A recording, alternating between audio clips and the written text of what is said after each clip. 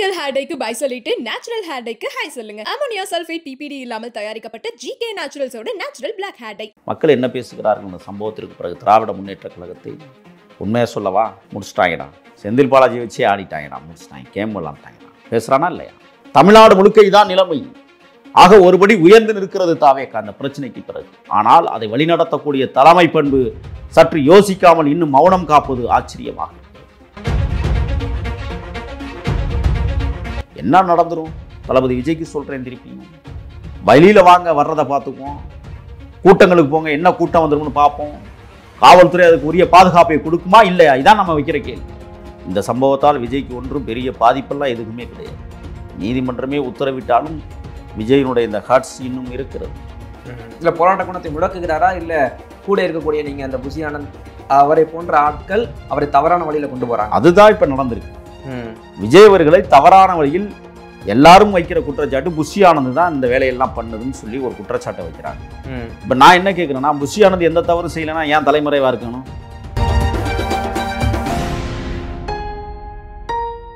இப்போ இந்த மரணத்திற்கு பிறகு அரசியல் மாற்றம் ஏற்பட்டிருக்கிறது என்று தான் நான் கருதுகிறேன். எடப்பாடியார் பிரச்சாரத்திற்கு போகிற போது பாலக்கோடு தொகுதியில் ஒரே கொடி, தாவேகா அதிமுக ரெண்டு ஒன்றா பறக்குது கூட்டத்தில். விஜய் வாழ்கன்னு கத்துறான். அப்போ என்ன அவன் யோசிக்கிறான்னா, பாரதிய ஜனதா அல்லாத அதிமுக தாவேகா கூட்டணி அமைய வேண்டும் என்று அவன் ஆசைப்படுகிறான் என்று அர்த்தம். அதிமுக கூட்டணி உறுதியாக உடைய இருப்பதாக செய்யும். சரி, நான் என்ன கேட்குறேன்னு சொன்னால், நீங்கள் ஏன் திருச்சிக்கு போகணும்? கரூரில் மிகப்பெரிய விடுதிகள் இருக்கே, ஏதாவது ஒரு விடுதியில் தங்கிட்டு அன்னைக்கு இரவே அந்த மக்களை சந்தித்து நீங்கள் ஆற தழுவி முத்தமிட்டு கண்ணீர் சிந்தி அந்த மக்களோடு மக்களாக நின்று இருந்தால் நீங்கள் இன்றைக்கு உயர்ந்த இடத்திற்கு போயிருப்பீர்கள். உண்மை குற்றவாளிகள் பிறகு வெளியில் வருவாங்க. நீதிமன்றத்தை கேட்டுருச்சுல, ஏன் ஓடி ஒளிஞ்சிங்க, ஏன் ஓடி போனீங்கன்னு கேட்குதுல, இதுக்கு என்ன பதில் விஜயிடம்? மரியாதைக்குரிய எழுச்சி தமிழர் அண்ணன் திரும்ப ஒரு வார்த்தை இருக்கார், ஏன் விஜயை கைது செய்வீங்க? சரியான கேள்வி. விஜயை கைது செய்தால்தான் விஜய்க்கான அரசியல் முகம் தெரியும். நீ ஒரு முறை கைது பண்ணுங்கன்னு தான் நம்ம சொல்கிறோம். 2 நாள் கூட நீங்கள் சிறையில் வைங்க. இந்த மக்கள் என்ன செய்கிறார்கள் என்பதை பார்த்து இந்த அதிகார வர்க்கம் ஆளுநர்.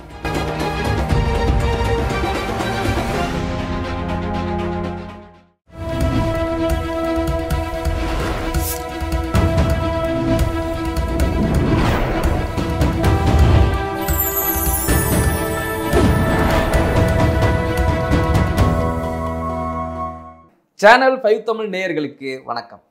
இந்த நேர்காணலில் நம்மோடு இணைந்திருப்பவர் தமிழ் தேசிய ஆதரவாளர் திரு முகில் அவர்கள். வாருங்கள், அவரோடு பேசுவோம். சார் வணக்கம். வணக்கம். கரூர் சம்பவம் விஜய்க்கு மிகப்பெரிய பின்னடைவு. அதாவது நீதிபதிகளே விஜய்க்கு எதிராக கண்டனங்களை தெரிவிக்கிறாங்க. அது முழுக்க முழுக்க விஜய்க்கு தவறு தான் அப்படின்னு ஒரு மிகப்பெரிய ஒரு பிம்பம் வந்துவிட்டது. குறிப்பாக இன்றைய கூட நீதிபதிகள் ஒரு உத்தரவு பிறப்பிச்சிருக்காங்க, அந்த பிரச்சார வாகனத்தை பறிமுதல் செய்யணும் அப்படின்லாம் கூட சொல்லி. இது என்ன மாதிரியான ஒரு தாக்கம் விஜய்க்கு? தமிழக வெற்றி கழகத்தினுடைய தமிழ்நாட்டு அரசியல் பூகம்பமாக நாம் இன்று வரை பார்க்கிறோம். மாண்புமிகு நீதியரசர்கள் இருவர்கள் தமிழக வெற்றி கழகத்தின் தலைவரை பார்த்து கேள்வி கணைகளை அடுக்கியிருக்கிறார்கள். தலைமை பண்பு இல்லாத தலைமையா என்றெல்லாம் அவர்கள் பேசியிருக்கிறார்கள், சொல்லியிருக்கிறார்கள், அடைமொழி குறிப்பிட்டிருக்கிறார்கள். வரவேற்கக்கூடியது. என்னை பொறுத்தவரை விஜய் அவர்கள் இன்று முதல் தான் அரசியலை பாடமாக படிக்க தொடங்கியிருக்கிறார் என்றே நான் கருதுகிறேன். காரணம், பிஹெச் தினேஷ் என்ற ஒரு சமூக ஆர்வலர் போட்ட வழக்கில் பிரச்சார வாகனம் பறிமுதல் செய்யப்பட வேண்டும் என்று உயர்நீதிமன்றம் உத்தரவு பிறப்பித்திருக்கிறது. லட்சக்கணக்கானவர்கள் கூடுகிற கூட்டத்திற்கு இவ்வளவு பிரமாண்ட பேருந்து தேவையில்லை, அது மிகப்பெரிய சிக்கலை உருவாக்கும் என்றெல்லாம் நான் பலமுறை பல காணொலிகளில் பேசியிருக்கிறேன். மரியாதைக்குரிய ஆதவர்ச்சனா அவர்கள் ஒரு மேடை பேச்சிலே சொல்லுவார், எங்கள் தலைவனை நாங்கள் பாதுகாத்து கொள்கிறோம், எங்கள் தொண்டர்களை பாதுகாக்க காவல்துறை தயாரான்னு கேட்டார். கரூரில் முடிஞ்சிருச்சு. மகாமகம் குளத்தில் குளிக்க சென்ற மரியாதைக்குரிய ஜெயலலிதாமையாரும் சசிகலாவும் அந்த தருணத்தில் 53 உயிர்களுக்கு மேல் பலியான சம்பவத்தை நாம் மறந்துவிட முடியாது. மகாமகம் கும்பகோணம். ஆனால் மீண்டும் ஆட்சிக்கு அதிமுக வந்தது, மக்கள் ஏற்றுக்கொண்டார்கள். அது வரலாறு நம்மளுக்கு படிப்பினையாக இருக்கிறது. மரியாதைக்குரிய விஜய் அவர்கள் இந்த படிப்பினையை நிச்சயமாக கற்றுக்கொள்வார் என்றே நான் நம்புகிறேன். முதல்ல சகோதரர் விஜய்க்கு ஒரு சகோதரத்துவத்தோடு நான் அன்பான பணிவான வேண்டுகோளை விடுக்கிறேன். இனமானத்தினுடைய தேசிய தலைவரை படியுங்கள். ஈழதாயகத்தின் போராட்ட வரலாற்றை படிப்பினையாக ஏற்றுக்கொள்ளுங்கள். உங்களுக்கு ஏன் இன்னும் கூடுதலாக சொல்லப்போனால் விடுதலை சிறுத்தைகள் கட்சியின் தலைவர் மரியாதைக்குரிய அண்ணன் எழுச்சி தமிழர் திருமா எழுதிய புத்தகமாம் அடங்க மறுப்போம் என்கிற புத்தகத்தை நீங்கள் படியுங்கள். உங்களுக்கு அரசியல் படிப்பினைகள் நிறைய தேவைப்படுகிறது என்றுதான் நான் கருதுகிறேன். காரணம், நடைபெற்ற மாபெரும் அந்த கூட்டத்தில் கரூரில் விசமிகள் உள்ளே நுழைவார்கள் என்று நாம் தான் கடந்த காணொளியில் பேசியிருக்கிறோம். ஆமாம், இந்த சம்பவம் நடப்பதற்கு முன்னாலேயே ரொம்ப எச்சரிக்கையாக இருக்க வேண்டும் என்று நாம் சொன்னோம். இப்பொழுது விஜய்க்கு ஒரு பணிவான வேண்டுகோளை நான் விடுக்கிறேன். தொண்டர் படையை உருவாக்குங்கள். இந்த தொண்டர் படையை உருவாக்காமல் தொண்டர்களை கட்டுப்படுத்த முடியாது. ஏனென்றால் இவன் பாலாபேசிகம் செய்துவிட்டு வந்தவன், எவனுக்கும் பால்வார்க்கிற கூட்டமாக இருந்ததில்லை. ஆனால் பால்வார்க்கிற கூட்டமாக உருவாக்கப்பட வேண்டும். அன்றைக்கு நடைபெற்ற அந்த சம்பவத்தில் நிறைய பிரேத பரிசோதனை அறிக்கைகளில் மிதித்ததாகத்தான் நிறைய மரணங்கள் வெளியிடப்பட்டிருக்கிறது. சில பேருக்கு இதயமெல்லாம் வெடிச்சிருக்குன்னு சொல்லி பிரேத பரிசோதனை. இதில் பல்வேறு கேள்விகள் இருக்கு. ஆனாலும் விஜய்க்கு என்ன படிப்பினை தேவை? உங்களை சுற்றி இருக்கிறவர்கள், உங்களோடு உடன் இருக்கிறவர்கள் ஒரு முறை நீங்கள் உற்று பாருங்கள். உங்களையே உதாசீதனப்படுத்தக்கூடிய தலைமைகள் தான் பக்கத்தில் இருக்கிறது என்பதை இப்பொழுது பறைசாற்றி இருக்கிறது. அது மக்களும் அந்த பறைசாற்றுதலை உணர்ந்திருக்கிறார்கள். நீதிமன்றம் அதை உறுதிப்படுத்தியிருக்கிறது. எங்கப்பா புஷி ஆனந்த், ஏன் ஓடி போனீங்க? குற்றமில்லை, இல்லை நெஞ்ச நிமித்தி நிற்கலாமே. எங்கே நிர்மல்குமார், எங்கே வாதவர்ச்சனான்னு, எங்கே மற்ற அந்த கொள்கை பரப்பு செயலாளர் ராஜ்மோகன், எங்கே அவங்கெல்லாம்? இப்போ தெரிஞ்சு போச்சா உங்கள் தற்குலித்தனமான ஆட்டம்? வளர்ந்து வருகிற தலைவர் விஜயை தடுமாற விட்டு விட்டு ஓடி போனீர்கள். இப்போ நான் கேட்குறேன், புஜ்ஜி ஆனந்த் நேற்று முன்ஜாமீன் கேட்குற போது நான் அந்த கூட்டத்தை ஏற்பாடு செய்யவில்லை, அந்த மாவட்ட செயலாளர் தான் ஏற்பாடு செய்தார். ஆமாம், பழி அங்கே தூக்கி போட்டாச்சு. மாவட்ட செயலாளரை யார் வேலையை செய்ய சொன்னது? நியமனம் பண்ணது யார்? இவர் தான். வேலையை செய்ய சொன்னது யார்? முதல்ல மரியாதைக்குரிய தளபதி விஜய் அவர்கள், நீங்கள் எதிர்காலத்தினுடைய தலைமுறைகளின் தலைவன். நான் இப்பொழுதும் சொல்கிறேன், இந்த சம்பவத்தால் விஜய்க்கு ஒன்றும் பெரிய பாதிப்பெல்லாம் எதுவுமே கிடையாது.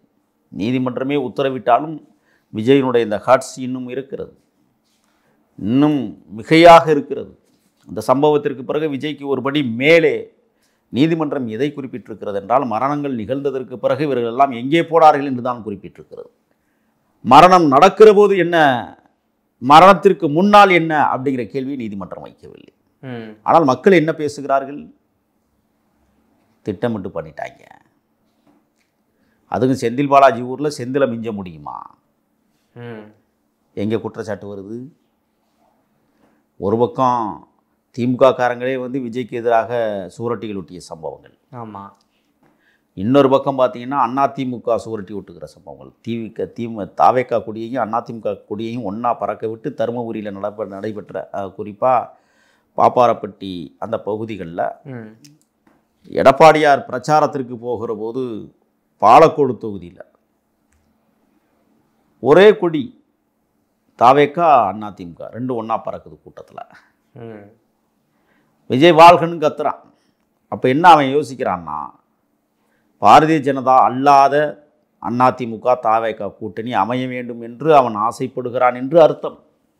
இப்போ இந்த மரணத்திற்கு பிறகு அரசியல் மாற்றம் ஏற்பட்டிருக்கிறது என்று தான் நான் கருதுகிறேன். பொது எதிரியை வீழ்த்த வேண்டுமானால் இன்னொரு எதிரியோடு கரம் கோர்த்து தான் ஆக வேண்டும். அதை விஜய் உணர்ந்திருப்பார் என்றே நான் கருதுகிறேன். ஆனால் உங்களை சுற்றி இருக்கிற தலைமைகள் யாரும் சரியாக இல்லாமல் தவளைகளாக இருக்கிறார்கள், காட்டி கொடுப்பவர்களாக இருக்கிறார்கள். எவ்வளோ காலம் நீங்கள் புஷி ஆனந்தன் நம்பிக்கிட்டு இருந்தது இப்போ எவ்வளோ பெரிய மோசம் என்பதை நீங்கள் உணர்க்கலாம். இப்போ மாவட்ட செயலாளர்கள்லாம் எச்சரிக்கையாக இருப்பான்னு நான் நினைக்கிறேன். புஷி ஆனந்த் பேச்சை நம்ம கேட்டோம்னா நாமளும் உள்ளே போயிடுவோம்டா அப்படின்னு. ஏன்னா மதியழகன் என்கிற அந்த மாவட்ட செயலாளர், கரூர் மாவட்ட செயலாளர் இப்போ சிறையில் இருக்கிறார். இன்னும் ஒரு கூடுதலாக இன்றைக்கி புஷி ஆனந்த் கொடுத்த இந்த முன்ஜாமீன் பிணை மனுவில் குறிப்பிடப்பட்டிருக்கிற செய்திகள் எனக்கும் அதற்கும் தொடர்பே இல்லை என்று தன்னை கலட்டி கொள்கிற விதம் எப்படி ஒரு அரசியல் தலைமை பண்பாக இருக்க முடியும்? தலைவர் விஜய்க்கு தெரியாது என்ன நடக்குதுன்னு. அவங்க பொம்மை, கீழே இருக்கிற பொறுப்பாளர்கள் என்ன சொல்கிறாங்களோ அதை செய்ய போகிறார் அவர். முதலில் விஜய்க்கு நான் பணிவான வேண்டுகோளை மீண்டும் சொல்லுகிறேன். உங்களது பேருந்தை மாற்றுங்கள். உங்களுடைய இந்த நேர விரயத்தை மாற்றுங்கள். நீங்கள் வானூர்தியிலே வருகிறதை விட உலங்கு வானூர்தியிலே வந்து மாவட்டம் வாரியாக மைதானங்களில் இறங்கி ஒரு கல் தொலைவில் இருக்கிற மேடையை அல்லது பேச வேண்டிய இடத்தில் பேசுங்கள். எளிமையாக்குங்கள் உங்களை. ஏழ்மை மக்கள் வாழுகிற தேசம், எளியவர்கள் வாழுகிற பூமி இது. உங்களை நீங்கள் வேறு விதமாக காட்டிக்கொள்வீர்களே ஆனால் இந்த மக்கள் ஏற்றுக்கொள்ள மாட்டார்கள்.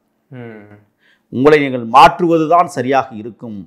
இல்லை என்றால் நீங்கள் எதிர்கால அரசியலில் வீணாகி போய் விடுவீர்கள் என்கிற எச்சரிக்கையை நான் பதிவு செய்ய கடமைப்பட்டிருக்கிறேன். ஏன்னா பில்டப் அரசியல் நீண்ட காலம் நிற்காது. அதுக்கு எடுத்துக்காட்டு அம்மையார் ஜெயலலிதா ஆரம்ப காலகட்டத்தில் அவர் செய்த பில்டப் அரசியல் பல முறை வரை தோற்கடித்திருக்கிறது. எம்ஜிஆர் தோற்கடிச்சா முடிஞ்சிச்சா? ரெண்டுக்கு வித்தியாசம் இருக்குது.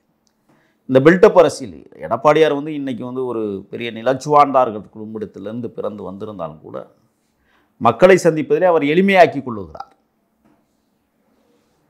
தொடர்ந்து பிரச்சாரம் போய்கிட்டே இருக்கிறார். 163 தொகுதிகள் போயிட்டார். இதுவரை எந்த இடத்துலையும் அசம்பாவிதம் நடக்கலை.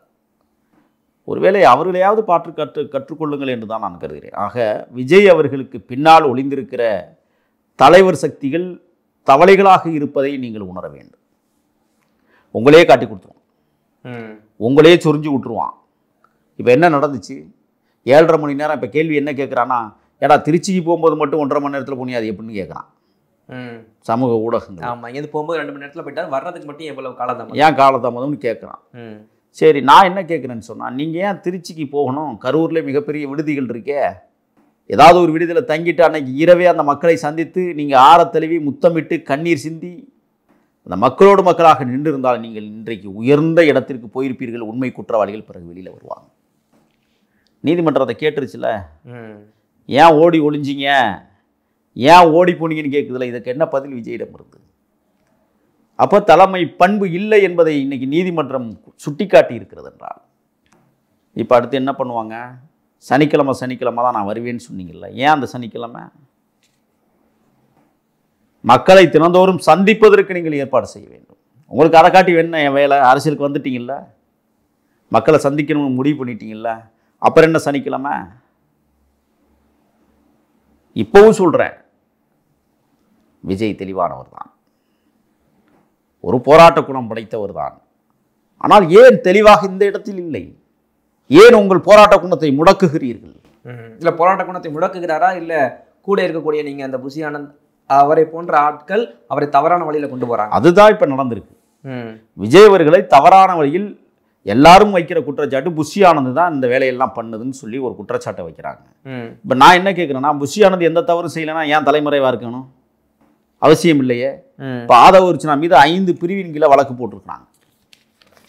அவர் டெல்லியில் அந்த கூடைப்பந்து சம்மேளனத்தினுடைய தலைவராக இருப்பதால் அந்த நிகழ்ச்சிகளில் கலந்து கொள்வதற்காக அவர் போயிருக்கிறார். ஆமாம், உத்தரகாண்ட் போயிருந்தார்.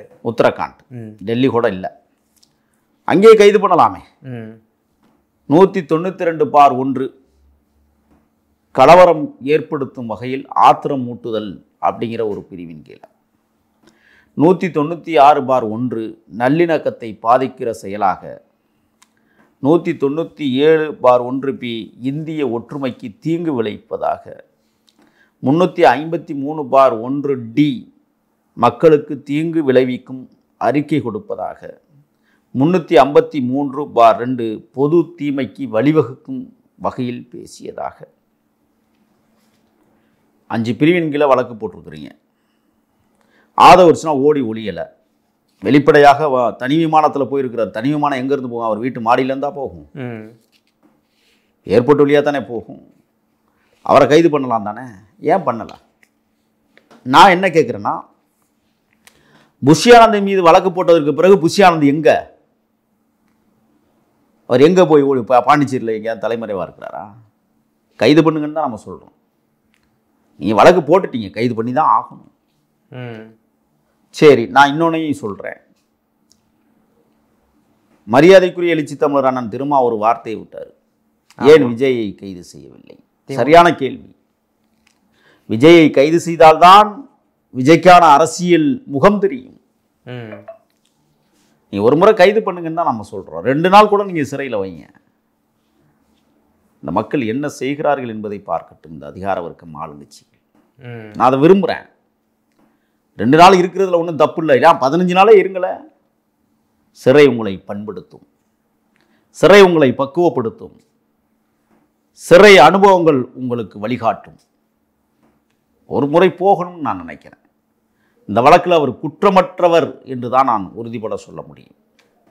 ஆனால் விசாரணை ஒரு நபர் கமிஷன் போட்டிருக்கிறார்கள். அதுலேயும் சில ஊடகங்களில் வந்துக்கிட்டு இருக்கு. இந்த தனிநபர் கமிஷன் விசாரணை என்பதை திமுககாரர்களிடம்தான் விசாரித்து கொண்டிருக்கிறது. பொதுவானவர்களிடம் விசாரிக்கவில்லை என்கிற குற்றச்சாட்டு எழுந்திருக்கிறது. ஏன்னா விசாரணை கமிஷனுடைய அந்த அதிகாரி திமுகவினுடைய அனுதாபி என்றும் சொல்லப்படுகிறது. அருணா ஜெகதீசன் அவர்களா? ஆமாம். இல்லை, அவங்க ஒரு பக்கம், அந்த விசாரணை ஒரு பக்கம் போக, இப்போ அமுதா ஐஏஎஸ் நேற்று பேசும்போது பார்த்துருப்பீங்க. அந்த வீடியோக்களை பகிரும்போது டிஎம்கே ஐடி விங்லேருந்து அந்த வீடியோவை எடுத்து போட்டிருக்காங்க. மேலே அப்படியே தெரியுது டிஎம்கே ஐடி விங்குன்னு. நான் என்ன கேட்குறேன்னா, இப்போ தான் நீங்கள் சரியான இடத்துக்கு வரீங்க. என்னை கொஞ்சம் பேச இடம் கொடுத்துருக்கிறீங்களா, உங்களுக்கு மகிழ்ச்சி. ஏன்னா நீங்கள் சரியாக சொன்னீங்க. நான் உங்களுக்கு ஒரு புள்ளி விவரம் சொல்கிறேன். 43 கேள்விகள் இப்பொழுது நான் கேட்குறேன். தமிழ்நாடு அரசு வெளியிட்ட காணொளி பாதுகாப்பு குறைபாடுகளை புறக்கணித்து தாவேகாவை மட்டும் குறிவைக்க தகுந்த முறையில் எடிட் செய்யப்பட்டுள்ளது. காட்சிகள் காவலர்கள் சில இடங்களில் மட்டுமே காணப்பட்டிருக்கிறார்கள். ஆனால் அந்த இடங்களை மிகைப்படுத்தி காட்டும் வகையில் தனித்து காட்டியிருப்பதாக எடிட் செய்யப்பட்டிருக்கிறது. தற்போது அரசு அதிகாரிகள் திமுக ஐடிவிங் வேலையை செய்வது போல தெரிகிறது. கரூர் சம்பவத்தை பற்றி அரசு வெளியிட்ட காணொளி திமுக ஐடிவிங் மற்றும் அதன் ஆதரவாளர்களால் வெளியிடப்படும் காணொளிகளின் பாணியிலேயே உருவாக்கம் செய்யப்பட்டிருக்கிறது.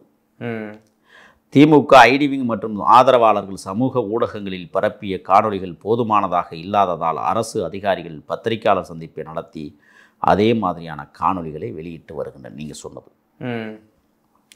உண்மையில் அரசு அதே காணொளியை மீண்டும் வெளியிட்டு இருக்குமேயானால் இது திமுக ஐடிவிங் பயன்படுத்தியதை ஒப்புக்கொள்கிறதா? கரூர் சம்பவத்தில் தாவேகாவின் பொதுச் செயலாளர் புஷி ஆனந்த், இணை பொதுச் செயலாளர் நிர்மல்குமார் மற்றும் மாவட்ட செயலாளர் மதியழகன் மீது எஃப்ஐஆர் பதிவு செய்யப்பட்ட போதிலும் தனிநபர் கமிஷன் உருவாக்கப்பட்டதற்கு பிறகு ஏன் அரசு உயரதிகாரிகள் பேட்டியை கொடுக்க வேண்டும்?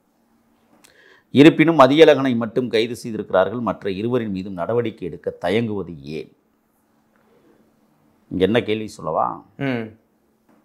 இந்த சம்பவத்திற்கு பின்னால் ஆர்எஸ்எஸ் இருக்கலாமோ என்கிற ஒரு சந்தேகத்தை நான் எழுப்புகிறேன். அவர்கள் அப்படித்தான் வட மாநிலங்களில் செய்தார்கள், செய்து கொண்டிருக்கிறார்கள். காந்தியை சுட்டுக் கொன்ற கோட்சே இஸ்லாமியர் வேடம் அணிந்துதான் சுட்டுக் கொன்றார் என்பது வரலாறு. கூர்ந்து கவனிக்க வேண்டியது. நிர்மல்குமார் வெளிப்படையாக நடந்து கொண்டாலும் ஏன் அவர் இன்னும் கைது செய்யப்படவில்லை? இது அரசியல் காரணங்களுக்காக அரசு சிலரை மட்டும் கைது செய்கிறது, மக்களை ஏமாற்றுவதற்காகவா? உயர் பதவி வகிப்பவர்களை கைது செய்வதில் ஏற்படும் அரசியல் விளைவுகளை தவிர்க்க மாவட்ட செயலாளரை மட்டும் கைது செய்ய தேர்ந்தெடுத்தது ஏன்? இது அரசு கைது நடவடிக்கைகளில் நியாயமாக செயல்படவில்லை என்பதற்கான தெளிவான எடுத்துக்காட்டாக தெரிகிறது. ஆம்புலன்ஸ் அழைப்புகள் மாலை 7:14 மற்றும் 7:15 மணிக்கு வந்ததாக உள்துறை செயலாளர் மரியாதைக்குரிய அமுதா ஐஏஎஸ் அவர்கள் கூறினார். ஆனால் விஜய் அந்த நேரத்தில் பேச தொடங்கவே இல்லை. அவரது பேச்சு தொடங்குவதற்கு முன்னால் ஆம்புலன்ஸ் அழைப்புகள் வந்ததால் அவரை தடுக்க முடிந்ததாக கேள்வி எழுகிறது. பேரழிவை தடுக்க வாய்ப்பு இருந்தும் அது புறக்கணிக்கப்பட்டது. ஆபத்தை அறிந்திருந்த போதும் அவர் பேச அனுமதிக்கப்பட்டது ஏன்? 6 தாவேகா ஆம்புலன்ஸுகள், 7 அரசு 108 ஆம்புலன்ஸுகள், 33 தனியார் மருத்துவமனை ஆம்புலன்ஸுகள் வரவழைக்கப்பட்டதாக உள்துறை செயலாளர் மரியாதைக்குரிய அமுதா ஐஏஎஸ் அவர்கள் கூறினார். இந்த ஆம்புலன்ஸுகள் எங்கே இருந்து வந்தன, எந்த நேரத்தில் அழைக்கப்பட்டன, யார் அழைத்தனர், எந்த எண்ணிலிருந்து அழைக்கப்பட்டார்கள், விவரம் உண்டா? இவ்வளவு ஆம்புலன்ஸுகளை விரைவில் எவ்வாறு ஒருங்கிணைத்தார்கள்? எங்கே நிறுத்தப்பட்டிருந்தது எல்லா வாகனங்களும்? அமுதா ஐஏஎஸ் இந்த விவரங்களை ஏன் வெளியிடவில்லை? 10,000 பேர் மட்டுமே வருவார்கள், ஆகவே 500 காவலர்களை நியமித்தோம் என்று உள்துறை செயலாளர் அமுதா அவர்கள் கூறுகிறார். அப்படின்னா உங்கள் உள்துறை என்ன பண்ணுச்சு? உங்களுடைய இன்டெலிஜென்ஸ் பிரிவு என்னாச்சு?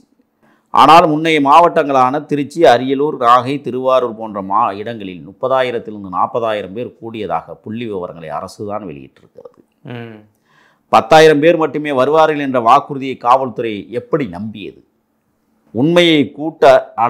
உண்மையான கூட்ட அளவை கணிக்க உளவுத்துறை இருப்பது ஏன்?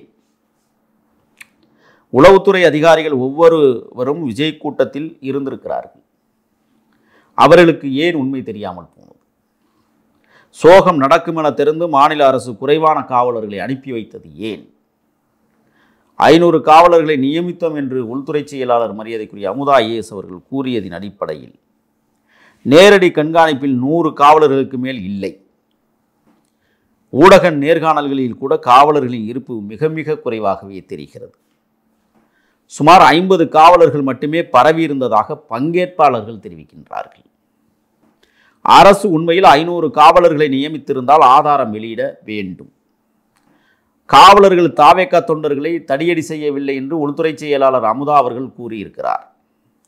ஆனால் காணொலி ஆதாரங்கள் பல ஊடகங்களில் தடியடி நடத்தியதை பிரதிபலித்திருக்கிறது. அதற்கான ஆதாரத்தை அமுதா IAS அவர்கள் சமர்ப்பிக்கலாமே. உண்மையில் கூட்டம் தடியடி மூலமாகவே கட்டுப்படுத்தப்பட்டது. ADGP டேவிட்சன் ஆசீர்வாதம் கூட கரூரில் இதை ஒப்புக்கொண்டார். காணொலி இருக்கு.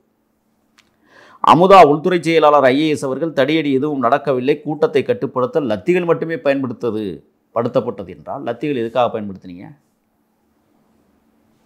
சரி, பொதுமக்கள் தடியடி நடந்ததை காணொலியில் பார்த்திருக்கிறார்கள். லத்திகளை பயன்படுத்துவது தடியல்ல என கருதி கூட கேள்வி நீண்டு கொண்டே செல்கிறது. சுமார் 30,000 பேரை கொண்ட கூட்டத்தில் 500 காவலர்கள் லத்திகளை பயன்படுத்துவது ஆபத்தான விளைவுகளை உருவாக்க வேண்டிய சூழல் ஏற்படுமா ஏற்படாதா? இவ்வளவு பெரிய கூட்டத்தில் லத்திகளை பயன்படுத்த உத்தரவிட்ட காவல்துறை அதிகாரி யார்? ஒரே இரவில் 39 பிரேத பரிசோதனைகள் நடந்ததாக சொல்லப்பட்டது. இதில் மனிதாபிமான அடிப்படையில் என்று உள்துறை செயலாளர் அமுதா அவர்கள் கூறியிருக்கிறார். மனிதாபிமான அடிப்படையில் 39 பிரேத பரிசோதனை ஒரே இரவில் நடத்த போதுமான மருத்துவர்கள் உபகரணங்கள் எவ்வாறு ஏற்பாடு செய்யப்பட்டன? கரூர் அரசு மருத்துவமனையில் உண்மையில் 39 பிரேத பரிசோதனை நடத்துவதற்கு வாய்ப்பு இருக்கிறதா? இதற்கு யார் அங்கீகாரம் கொடுத்தார்கள்? போதுமான மருத்துவர்கள் கரூரில் இருந்தனரா இல்லையா? இல்லை எனில் கூடுதல் மருத்துவர்கள் எங்கிருந்து வந்தார்கள்? அவர்கள் யார்? இந்த முக்கிய விவரங்களில் எதையும் அமுதா IAS உள்துறை செயலாளர் அவர்கள் எந்த இடத்திலும் பேசவும் இல்லை, வழக்கவும் இல்லை. இதற்கு பதில் உண்டா? ஆக ஒரு கூட்டம் ஏற்பாடு செய்யப்படும். நான் என்ன கேட்குறேன்னா, CBCID CID Q என்றெல்லாம் நீங்கள் ஒவ்வொரு காவல் நிலையத்திலும் 3 கண்காணிப்பாளர்கள் போட்டிருக்கிறீங்க. ஏற்கனவே அந்த இடத்துல வேலுச்சாமிபுரத்தில் இன்பத்துறை அனைத்து இந்திய அண்ணா திராவிட முன்னேற்றக் கழகத்தின் முன்னாள் நாடாளுமன்ற உறுப்பினர் ஒரு நிகழ்ச்சி நடத்துவதற்கு இந்த வேலுச்சாமிபுரத்தில் இடம் கேட்டார் காவல்துறையிடம். ஆமாம். ஆனால் காவல்துறை என்ன சொன்னது? மறுத்து இந்த இடத்தில் கூட்டங்கள் நடத்துவதற்கு அனுமதி இல்லை என்று சொன்னது. சரி, தாவேகா கேட்டிருக்கிறாங்க இந்த இடத்தை, அவங்களுக்கே அதை சொல்லலை. அப்போ 10,000 பேர் 10,000 பேர் யார்? தாவேகாவினர் என்ன குறிப்பிட்டிருப்பார்கள்? எங்களுடைய கட்சிக்காரர்கள் 10,000 பேர் இந்த கூட்டத்தில் கலந்து கொள்வதற்கு ஏற்பாடு செய்யப்பட்டிருக்கிறது, அப்படித்தான் சொல்லியிருப்பாங்க. அப்பாவி பொதுமக்கள் இத்தனை ஆயிரம் பேர் வந்து கலந்து கொள்வார்கள் என்று என்ன தாவேகா இன்டெலிஜென்ஸ் பிரிவு வச்சுருக்கா கணக்கிட்டு சொல்வதற்கு? சொல்லுங்க பார்ப்போம். ஆக தடியடி நடத்தியது, மின்சாரம் துண்டிக்கப்பட்டது, ஆம்புலன்ஸ் வந்தது, இதையெல்லாம் வைத்து பார்க்கிற போது மிகப்பெரிய சந்தேகங்கள் வருகிறது என்று தான் மக்கள் பேசுகிறார்கள். ஏன்னா இப்போ தனிநபர் கமிஷன் விசாரணையில் நம்ம அதை பற்றி எதையுமே பேசிவிடக்கூடாது. ஏன்னா இங்கே வாய்ப்பூட்டு சட்டம் போடுகிறார்கள், பேச்சுரிமையை தடுக்கிறார்கள், கருத்துரிமையை சிதைக்கிறார்கள். அதற்கு எடுத்துக்காட்டுத்தான் பெலிக்ஸ் ஜெரால்ட் அவர்கள் கைது செய்யப்பட்டு மாரடைப்பு ஏற்பட்டு இன்றைக்கு ஸ்டான்லி மருத்துவமனையிலே அனுமதிக்கப்பட்டிருக்கிறார். ஆக இது எவ்வாறான தேசமாக இருக்கிறது? நான் இன்னொன்று கேட்குறேன். வட மாநிலங்களில் பாரதிய ஜனதா சங் பரிவார கும்பல்கள், RSS போன்ற அமைப்பினர் இதேபோல் கூட்டங்களில் ஊடுருவி கலவரத்தை ஏற்படுத்தி அரசியல் ஆதாயம் தேடுவதைப் போல தமிழ்நாட்டிலும் ஊடுருவி இன்றைக்கு தமிழர்களை கொன்றொழித்திருக்கிறார்கள் என்கிற சந்தேகத்தை நான் வைக்கிறேன். ஏன்னா இவங்களுக்கெல்லாம் நான் கேட்குறேன், தமிழர்கள் தான் உங்களுக்கு கிடைச்சதாரா உயிர் எடுக்க? 41 தமிழர்களை நாங்கள் இழந்து தவிக்கிறோம். என் தேசிய தலைவன் வழியிலிருந்து நான் கேட்குறேன், இந்த அரசியல் கட்சிகளுக்கு உங்களுக்கு என் ஏழை மக்கள் தான் கிடைத்தார்களா? அப்பாவி மக்கள் தான் கிடைத்தார்களா? உங்கள் அரசியல் பொறுக்கித்தனங்களுக்கு என் மக்களை ஏன் காவு வாங்குறீங்க? எதற்காக காவு வாங்குறீங்க? என்ன யோக்கியது இருக்கு உங்களுக்குன்னா? கேட்டால் 60 ஆண்டுகால பாரம்பரிய கட்சி, 30 ஆண்டுகால பாரம்பரிய கட்சி எல்லாம் பரபரப்பாக பேசுகிற இந்த திருட்டு திராவிட கும்பல்கள். நான் கேட்குறேன், ஒரே ஒரு கேள்வி உங்கள்கிட்ட கேட்குறேன். 41 பேரை கொன்ற அயோக்கியன் யார்? எதற்காக கொன்றான்? அதனால் அவனுக்கு ஏற்படுகிற பலன் என்ன? எதை நோக்கி இந்த படுகொலைகள் நிகழ்த்தப்பட்டிருக்கிறது? இந்த கேள்விக்கு யார் பதில் சொல்வது? விசாரணை என்கிற பெயரில் 4-5 ஆண்டு காலம் விசாரித்து கடைசியில் ஒன்றுமே இல்லைன்னு சொல்ல போறீங்களா? சொல்லுங்க. ஆக இந்த மாபெரும் இந்த இழப்பு என்பது இன்றைக்கு அரசியல் மாற்றத்தை உருவாக்கியிருக்கிறது. நான் ஏற்கனவே சொன்னேன், அதிமுக கூட்டணியும் உடையும், திமுக கூட்டணியும் உடையும் சொன்னேன். இதுதான் அதிமுக கூட்டணி உறுதியாக உடைய இருப்பதாக செய்தி. திராவிட முன்னேற்றக் கழக கூட்டணி கண்டிப்பாக உடையும், அதில் மாற்றம் இல்லை. இன்றைக்கி எழுச்சி தமிழர் ஒரு கேள்வியை கேட்டிருக்கிறார். தாவேக்காவும் திமுகவும் அண்டர் டீலிங்கில் இருக்கான்னு கேட்டார். கைது ஏன் செய்யப்படலைன்னு. ஆமாம், நான் அண்ணன் திருமாவளவனுக்கு ஒரு பதில் சொல்லுகிறேன். பாரதிய ஜனதாவும் திமுகவும் மறைமுகமாக கைகோர்த்து கொண்டிருப்பதையும் நீங்கள் பேச வேண்டும். RSS சங் பரிவார் கும்பலோடு திமுக உறவாடி கொண்டிருக்கிறது என்பதையும் உலகத்திற்கு அண்ணன் திருமா பேச வேண்டும். திமுக பக்கம் வரலைன்னா உடனே தாவேக்காவை பாஜகவோட பேரம் பேசுது. நான் என்ன கேட்குறேன்னா, ஏன் திராவிட முன்னேற்றக் கழகம் பாரதிய ஜனதாவோடு கூட்டணி வைத்து தேர்தல் களத்தை சந்திக்காத மாபெரும் மேதைகளா? 2 முறை கூட்டணி வைத்திருக்கிறார்கள். தமிழ்நாட்டிற்குள் பாரதிய ஜனதாவை காலூன்ற வைத்ததற்கு மிகப்பெரிய காரணமே திராவிட முன்னேற்றக் கழகம் என்பதை அண்ணன் திருமா உணர வேண்டும். அதிமுகவுக்கு கொள்கை இல்லை, ஆனால் கொள்கை நெறிமுறைப்படி வாழ்ந்த தலைவன் எம்ஜிஆர் அவர்கள். என் இனமானத்துடைய தேசிய தலைவனை உருவாக்கிய தலைவன். இரட்டை இலை இருக்கிற வரை தமிழ்நாட்டில் எவராலும் அசைக்க முடியாத அந்த கட்சியை. இதுதான் படிப்பினை, இதுதான் வரலாறு. நான் ஏற்கனவே சொன்னேன், கடும் போட்டி அனைத்து இந்திய அண்ணா திராவிட முன்னேற்றக் கழகத்திற்கும் தாவேக்காவிற்கும். ஆனால் இந்த சம்பவங்களுக்கு பிறகு மாறி இருக்கிறது. மக்கள் என்ன பேசுகிறார்கள் இந்த சம்பவத்திற்கு பிறகு? திராவிட முன்னேற்றக் கழகத்தை உண்மையாக சொல்லவா, முடிச்சிட்டாங்கடா. செந்தில் பாலாஜி வச்சே ஆடிட்டாங்கடா, முடிச்சிட்டாங்க, கேம் விளாண்டாங்கடா. பேசுகிறானா இல்லையா? நான் கிராமங்களில் பயணிக்கிறவன், கிராமங்களுக்கு போயிட்டு வந்து தான் உங்கள்கிட்ட பேசிக்கிட்டு இருக்கிறேன். தமிழ்நாடு முழுக்க இதான் நிலைமை. ஆக ஒருபடி உயர்ந்து நிற்கிறது தாவேக்கா அந்த பிரச்சனைக்கு பிறகு. ஆனால் அதை வழிநடத்தக்கூடிய தலைமை பண்பு சற்று யோசிக்காமல் இன்னும் மௌனம் காப்பது ஆச்சரியமாக இருக்கிறது. என்ன நடந்துடும்? தளபதி விஜய்க்கு சொல்கிறேன், திருப்பியும் வழியில் வாங்க, வர்றதை பார்த்துக்குவோம். கூட்டங்களுக்கு போங்க, என்ன கூட்டம் வந்துடும்னு பார்ப்போம். காவல்துறை அதுக்கு உரிய பாதுகாப்பை கொடுக்குமா இல்லையா? இதான் நம்ம வைக்கிற கேள்வி. ஏன் உங்களால் பாதுகாப்பு கொடுக்க முடியவில்லை? அந்த அதிகாரிகளை டிஸ்மிஸ் பண்ணுங்கன்னு நான் சொல்கிறேன். இன்றைக்கு வாடகை வாங்கினீர்கள் அந்த இடத்திற்குன்னு நீதிமன்றம் என்ற கேள்வி இருக்குல்ல, வாங்கினியா? பலாயிரக்கணக்கான மக்கள் திரளுகிற இந்த தலைமைக்கு பாதுகாப்பான இடத்தை ஒதுக்குவதில் உங்களுக்கு என்ன சிரமம் இருக்கிறது? தமிழ்நாட்டில் நிறைய அல்லக்கைகள் இப்பொழுது பிறந்திருக்கிறார்கள். கருப்பழனியப்பன் ஒரு அயோக்கியன், எஸ்சி சேகர்னு ஒரு அயோக்கியெல்லாம் கிளம்பி இன்னைக்கு என்னென்னமோ பேசிக்கிட்டு இருக்கிறாங்க. மனதிற்குள் பிடித்த நடிகர், மௌனமாய் வளர்ந்த நடிகர், ஏழைகளை பார்த்து இன்முகம் செய்கிற நடிகர் அண்ணன் பார்த்திபன் அவர்கள் இன்றைக்கு விஜய்க்கு ஆதரவாக களம் கண்டு பேசியிருக்கிறார் என்றால் அவரை நாம் பாராட்டுவோம். விஜய் செய்த பிள்ளை என்ன சொல்லுங்க? நீங்க ஒன்று சொல்லுங்க. அவர் காலதாமதமாக வரவழைக்கப்பட்டது யாரால்? அவர் செஞ்சது என்ன தெரியுங்களா? அந்த பாட்டில் தூக்கி வீசினார்ல, அது தப்பு. ஏன் தெரியுமா? பாட்டில் தலைவன் கையிலேருந்து வருகிற பாட்டில் நாம் குடிச்சிட்டோம்னா அது பெருமைன்னு கருதிய தொண்டன் எத்தனையோ பேர் அந்த பாட்டில் தாவி பிடிக்கும் போது ஒருத்தன் செதறி கீழே விழுந்து அவனை மிதித்து அவன் உயிர் போனதாக செய்தி. லைட்டை நீங்கள் போட்டு அமர்த்துறதுனால ரசிகர் உங்களை பார்க்கணுங்கிறதுக்காக நீங்கள் செஞ்ச செயல் கூட்ட நெருக்கடி. இதெல்லாம் செய்யக்கூடாது. என்னுடைய பல்வேறு கேள்விகளுக்கு நேரத்தை ஒதுக்கி பயிர் நம்பிக்கை ரொம்ப நன்றி. தொடர்ந்து பேசுவோம். நன்றி.